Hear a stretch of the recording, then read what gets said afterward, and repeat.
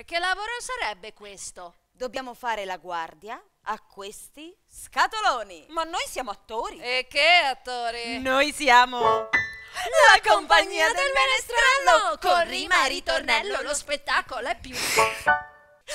A proposito di storie, ne stavo scrivendo una proprio poco fa. Dov'ero rimasta? Quando Hamelin era una sola grande città, comparvero dei topi.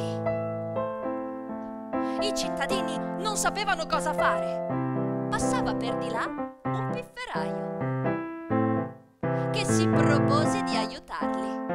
Era un tipo stravagante, ma con la sua musica incantò i topi e liberò la città. Irma, ferma dove sei! Perché? Hai dei topi dietro di te! Oh mamma! Flora, aiutami! Topi, musica, palude, certo! Come ho fatto a non pensarci prima? Il pifferaio magico! È andato in giro per tutto il mondo a incantare tutti i topi e creare il suo esercito.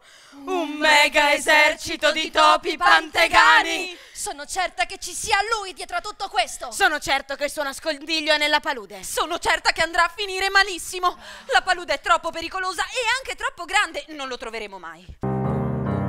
La palude loro non temono, neanche i topi che vi si celano, neanche quelle sabbie mobili che tormentano gli uomini. Il ritornello! Pam pam pam pam pam pam pam.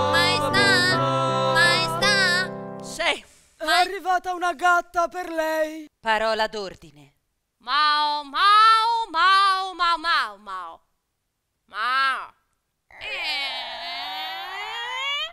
Da quel giorno non ci fu più una parte brutta Una parte storica, E una parte bella. ma solo una grande città di Hamelin. che tutti impararono ad amare. Rispettare. E difendere. Un altro caso risolto per la detective Flo...